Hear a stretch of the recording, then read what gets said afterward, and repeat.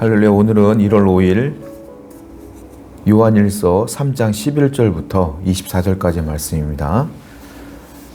여러분 큐티책을 펴놓으시고요. 한번 같이 묵상했으면 좋겠습니다. 11절을 보게 되면 우리는 서로 사랑할지니 이런 말이 있어요.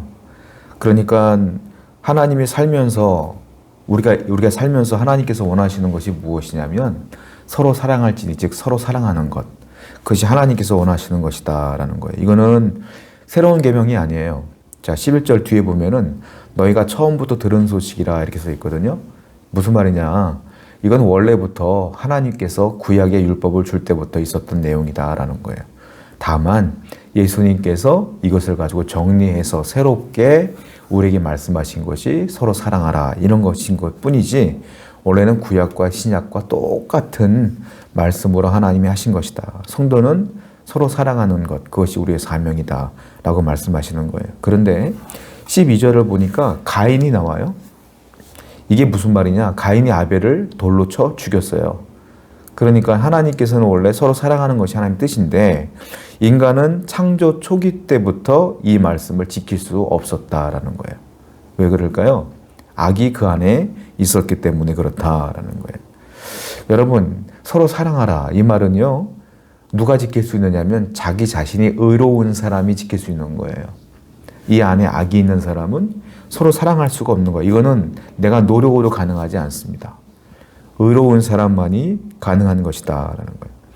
우리가 이제 성도들 가운데 서로 보면 상대방에게 좀 불편함을 주는 분들이 계세요. 좀 불편함을 주고 어려움을 주고, 그 왜 그럴까요? 의로움이 이 안에 있으면 사랑하는 관계가 돼요. 그런데 남에게 자꾸 불편함을 주고 어려움을 주고 좋지 않은 태도를 보이고 갈등을 유발하고 뭐 이런 것들은 왜 그러냐면 그 안에 의로움이 없기 때문에 그렇다는 거예요. 의로움이 있는 사람은 서로 사랑하는 게 당연한 거고요. 이 안에 의로움이 약해진 사람, 좀 악이 가득한 사람은 갈등을 유발하고 상처를 주고 제압하고 교만하고 사람들에게 마음에 어려움을 주고 이런 행위들을 많이 한다는 거예요. 이 가인과 같은 존재라는 거죠. 그러니까 우리는 항상 의로움을 가지고 서로 사랑하려고 애를 쓰고 기도해야 될 줄로 믿어요. 또 13절을 보게 되면은 뭐라고 써 있느냐면 형제들아 세상이 너희를 미워하여도 이상히 여기지 말아라 이렇게 써 있어요. 왜 그럴까요? 여러분, 아까 말씀드린 것처럼 사랑하는 것은 의로움이 바탕이 돼야 가능한 거예요. 그런데 세상은 의로움이 없어요. 악이 가득해. 그러니까 악이 가득한 사람들 입장에서 볼 때는 서로 사랑하려고 하는 성도들이 못마땅해 보이는 거죠. 그래서 세상은 우리를 미워할 수밖에 없다. 삶을 살아가는 태도가 하나님 믿는 우리와 세상 사람들과는 분명히 차이가 있기 때문에 그래요.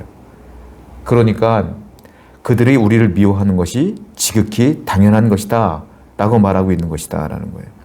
그리고 14절 말씀 보면 좀 무서운 말이 있는데, 자, 사랑하지 아니하는 자는 사망에 머물러 있느니라 이렇게 표현하고 있어요. 사랑하지 않으면 사망에 머물러 있다. 무슨 말일까요? 네가 서로 사랑하지 않는다면 네가 영생을 얻었다고 확신하지 말아라 이 말이에요. 왜냐? 요한이 말하는 건 예수 그리스도를 믿어서 그분을 마음속에 확실하게 영접한 사람은 반드시 의로움이 나타날 수밖에 없고, 그 의로움이 사랑하는 것, 이웃을 사랑하는 것, 형제를 사랑하는 것으로 드러날 수밖에 없다라는 거예요. 그런데 형제를 자꾸 미워하고 갈등을 유발하고 정말 어려움을 준다? 그럼 네 안에 진짜 예수 그리스도가 있느냐? 확실할 수 없다는 거예요. 예수님이 계신데 어떻게 그런 행동이 나올 수 있겠느냐? 그 사람은 사망에 머물러 있는 것이다. 즉 구원받았다고 확신할 수 없다. 이렇게 얘기하는 거라는 거예요. 혹시 여러분들 가운데 형제를 미워하거나 자꾸 서로 사랑하지 못하고 누가 미워지고 그러면 여러분 다시 한번 주님께 정말 절실하게 기도해야 돼요. 하나님, 내 안에 사랑의 마음을 주옵소서라고 기도해야 될 줄로 믿습니다. 17절 말씀을 볼까요? 17절 말씀 보면 누가 이 세상의 재물을 가지고 형제의 궁핍함을 보고도 도와줄 마음을 다지며 이렇게 표현하고 있어요. 재물이란 단어를 구체적으로 표현하고 있는데 요한이 말하는 건 그거예요. 사랑이라는 것은, 서로 사랑한다는 것은 구체적인 행동이 기반이 돼야 된다라는 거예요. 행동으로 드러나야 된다. 그 행동의 예를 든 게 뭐냐? 재물이에요. 즉 누가 어려움에 처했으면 네가 그 사람을 정말 사랑한다면 재물로 도와줘서 그 어려움을 없애줘라 이 말이에요. 말로만 사랑하는 것은 거짓 사랑이고 그건 속이는 것이다 라고 말하는 거예요. 진짜 사랑은 뭐예요? 행동이다. 사랑은 행동이다. 그 행동에는 진실함이 담겨져 있기 때문에 그래요. 여러분들이 말로만 사랑하는 거 누가 못해요. 내가 싫어도요 정치적으로 그 사람과 관계를 유지해야 될 상황이라면 씩 웃으면서 좋아합니다. 존경합니다. 충분히 할 수 있어요. 그런데 진짜 존경하는 사람은 가만히 있지는 않죠. 행동으로 옮기죠. 만나러 가고 선물도 드리고 그런 거 아니겠습니까? 행동이 나타나야 진실함이 있는 것이다 라고 요한은 얘기하고 있다. 그러니까 여러분들 주위에 누가 어려움이 처해 있으면 그것이 재물뿐만이 아니에요. 정서적인 것도 그런 거고요. 시간을 내어주는 것도 똑같은 거예요. 누가 마음에 외로움을 느낀다면 같이 시간을 보내고 누가 힘들어한다면 기도도 해주고 이런 행동이 따라야 된다. 이 얘기를 하고 있다는 거예요. 20절과 21절을 보게 되면 이런 말이 있어요. 21절에 보면 우리 마음이 우리를 책망할 것이 없으면 하나님 앞에서 담대함을 얻을 수 있다. 책망할 것이 없다는 건 뭐예요? 내가 온전하다는 거예요. 그런데 중요한 건 온전하다는 건 내가 스스로 나는 온전해라고 판단할 수 있는 게 아니라 이 온전함을 판단할 수 있는 분은 누구냐? 하나님이에요. 즉 하나님이 이 온전함의 기준이 되는 거예요. 하나님이 우리를 볼 때에 얘는 온전하구나. 책망할 것이 없구나. 라고 생각한다는 거예요. 그러면 어떤 일이 벌어지냐? 22절을 보시면 무엇이든지 구하는 바를 그에게서 받나니 이렇게 표현하고 있어요. 우리가 기도를 하는데 응답을 받아요. 누가 받느냐? 온전한 사람이 받는 것이다. 이렇게 말하고 있어요. 자, 온전하다는 게 뭐라고요? 내 마음에 책망할 것이 없는 거예요. 책망할 것이 없는 사람은 온전한 사람인데 이 온전한 건 다른 말로 의로움이라고 그래요. 의로운 사람은 어떻게 된다고요? 형제자매를 사랑한다. 그것이 행동으로 나타난다. 그러니까 이 사람이 온전한 사람이냐 온전하지 않은 사람의 기준은 뭐냐? 하나님의 기준인데 그것이 겉으로 드러나는 게 뭐냐? 사랑하는 사람이냐 사랑하지 않고 미워하는 사람이냐 이렇게 판단되어진다라는.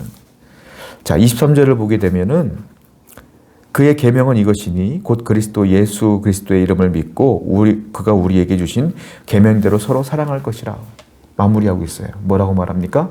하나님께서 원하시는 것은 우리가 서로 사랑하는 것이라.